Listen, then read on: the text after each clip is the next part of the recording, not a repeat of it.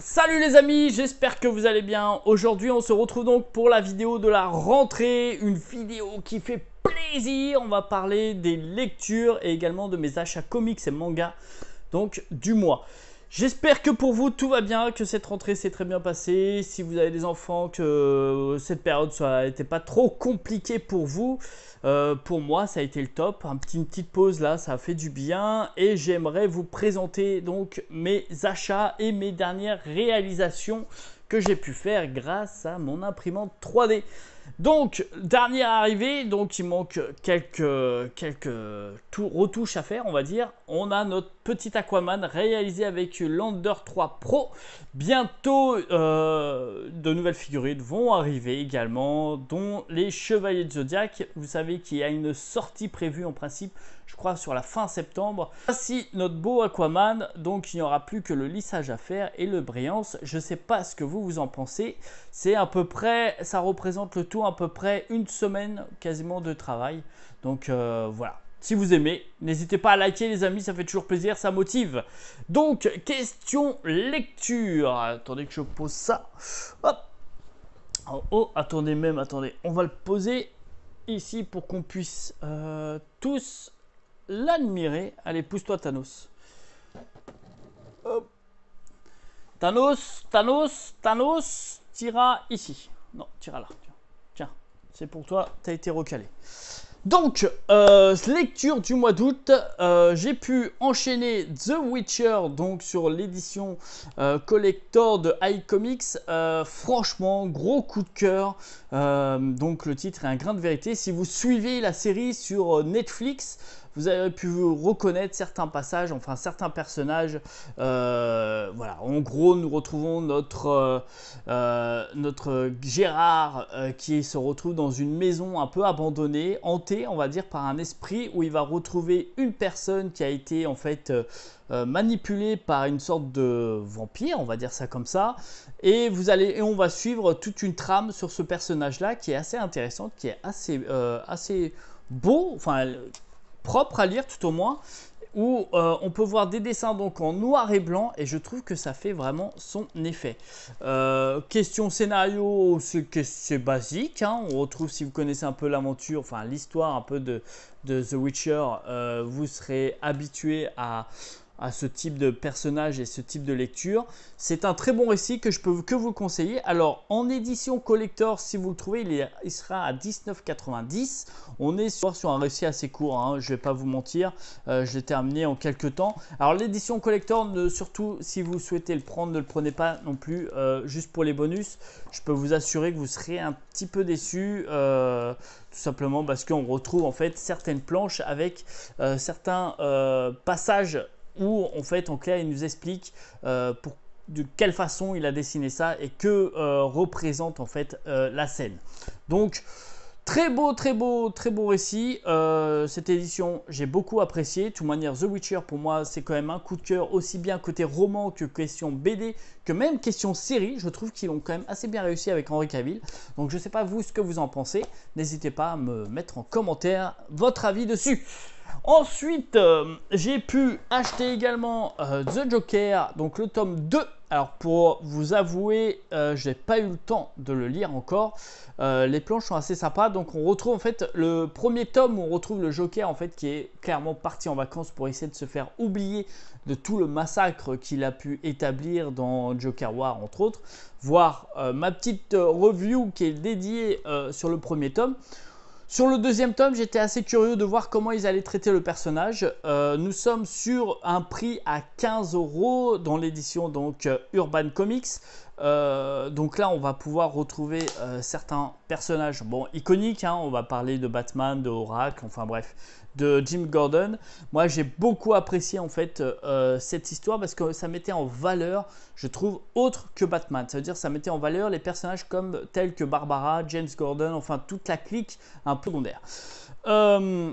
Les dessins sont propres, hormis bien sûr moi j'ai un petit peu de mal encore une fois, mais ça c'est une question de goût je pense. La dernière partie où les dessins sont un petit peu, un petit peu trop rapides, un petit peu trop, C'est une question de goût, encore une fois, je pense. Sinon, ça a l'air encore une très bonne suite. Donc, on a aussi un guide de lecture pour éviter d'être trop perdu, en fait, dans ce numéro. Donc, pareil, je pourrais que conseiller, tout au moins, j'ai entendu que du bien sur cette lecture-là. Puis, le tome 1 était quand même assez sympa. Donc, allez, on saute sur le tome 2, on essaie de se plonger. Petite review dès que j'aurai lu. Donc, comme je vous ai expliqué précédemment, la fin du mois, on aura droit donc à notre bon vieux Saint Seiya, les Chevaliers du Zodiaque. Donc, personnellement, je suis allé sur Paris avec le groupe, enfin avec quelques personnes du Podcaster et également certaines personnes que je suis sur Insta. Et j'ai pu acheter donc d'occasion donc The Lost Canvas, donc les Chevaliers du Zodiaque, voilà, à peu près, hein, je ne vais pas tout vous montrer les tomes, mais une quinzaine de tomes à peu près. Donc j'ai réussi à les avoir à peu près à 4,40 €. Sincèrement, je ne sais pas ce qui se passe en ce moment, ça doit être peut-être l'effet d'annonce que nous a fait justement le retour des Chevaliers du Zodiaque sur la fin du mois de septembre, qui m'a permis en fait de tout relire, quasiment tout ce récit. Étrangement, pas les Saint Seiya, je ne sais pas pourquoi, je ne peux pas vous expliquer, mais en ce moment je suis vraiment à fond sur ces récits The Lost Canvas. Ah bah tiens, regarde. Donc, Pôle emploi. Ah bah d'accord, bon bref. Voilà, donc je vais pas trop m'étaler dessus. Je sais pas si vous êtes chaud ou pas pour cette fin du mois avec ce magnifique sort de recueil. Alors je sais pas si c'est un sort de recueil ou j'avoue j'ai pas vraiment préparé cette vidéo pour être honnête avec vous. Donc voilà, je sais pas de quoi vraiment va nous parler ce récit, mais en tout cas j'ai vraiment hâte parce que sur certaines pages que j'ai pu voir, c'est vraiment délicieux, vraiment j'adore. Ensuite, j'ai pu enchaîner avec Coq de Baston. Alors là, on est sur le tome 2. Des barres de rire. On retrouve donc notre fameux Coq, le héros, qui va rencontrer l'une de ses conquêtes, hein, qui va lui faire payer bien cher. Sincèrement, c'est un manga qui est complètement fou. Donc c'est dans l'édition Majestou. Excusez-moi si je le prononce mal, je ne connais pas trop les éditions de ce type-là. J'avoue, je suis pas très, je suis pas trop dans cet univers non plus, mais je vous avoue que le récit est juste tout simplement génial et complètement fou. Alors, je ne sais pas si ça va bien évoluer, comme je le disais sur le premier tome, mais tout au moins, c'est bien fun. On rigole. Sincèrement, on s'amuse quand on lit cette lecture. On retrouve en fait des Kaiji qui vont affronter en fait en gros un coq et une poule quoi, et un petit poussin qui va les aider. Voilà, sincèrement si vous ne connaissez pas, découvrez-le, ça vaut vraiment la peine, c'est vraiment complètement fou. Les dessins sont quand même bien faits je trouve dans l'ensemble. On retrouve quand même un scénario qui tient mine de rien un peu la route hein, comparé à d'autres mangas où j'ai eu un peu plus de mal, comme Kaiju par exemple, où là j'ai vraiment eu du mal. Mais là, les dessins sont propres, le scénario est assez fun, c'est assez rigolo dans certaines planches, certaines scènes sont assez marrantes. Donc je vais continuer un peu l'aventure sur celui-là et voir si par la suite ça évolue plutôt bien ou pas. Ensuite, j'ai pu également acheter notre fameux Dragon Quest, les aventures de Dai. Bon, alors là, vraiment, comme je le dis, hein, ce manga-là, c'était vraiment... donc, c'est Delcourt, Tonkam. C'était vraiment un gros coup de cœur quand j'étais enfant. À l'époque, ça s'appelait Fly. À voir également ma petite review dessus, où ensuite, il y a une deuxième édition qui a été faite, où ça s'appelait donc Dragon Quest. Donc là, les mangas, à la fin, étaient tellement rares et à des prix tellement exorbitants que j'ai pas réussi à faire la collection complète de cette deuxième édition. Et par chance, ils nous ont refait cette troisième édition où là, je le trouve complètement dingue. Des personnages toujours aussi charismatiques. Je vais pas trop m'étaler en fait sur ce manga. Sincèrement, si vous ne le connaissez pas, allez-y sur Crunchyroll, voir faire une période d'essai, j'en sais rien moi. Vous allez voir, c'est complètement fun. Et sincèrement, côté, s'il faut choisir le manga ou l'animé, je vais vous dire sincèrement, le manga est quand même un peu plus, je sais pas, un peu plus propre pour moi. C'est un peu moins le rush, j'ai l'impression. Bon, après, c'est qu'une impression, mais je kiffe. Donc, en gros, on va retrouver donc un Eldar qui va affronter un héros humain et qui, bon, voilà, en gros, que le héros va décéder, mais qui va donner tout son héritage à un jeune garçon du nom de, bon, là, c'est Dai. À l'origine, c'était Fly. Enfin, en édition française, c'était Fly. Et ensuite, va faire équipe avec notre jeune Popu qui va faire équipe ensuite avec d'autres personnes pour affronter en fait les forces du mal. Et on va découvrir qui est vraiment derrière le chef, l'organisateur en fait pour détruire la Terre. Vraiment très bon manga. Enfin, tout au moins pour ma part, gros coup de cœur de toute manière pour Dragon Quest. Moi, je n'ai rien à dire dessus. Ensuite, on a testé l'aventure The Flash, j'en ai entendu tellement de bien. Ah bah tiens, il y a Mamie qui m'a fait un petit chèque. Tellement de bien que le tome 1, je l'ai dévoré. Donc là, nous sommes sur du Urban Comics. On est avec du Jeremy Adams, Brandon Peterson et Fernando Passarin.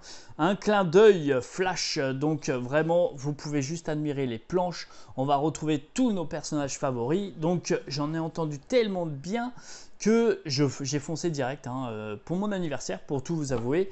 Voilà. Donc, sincèrement, à foncer, à lire, à découvrir.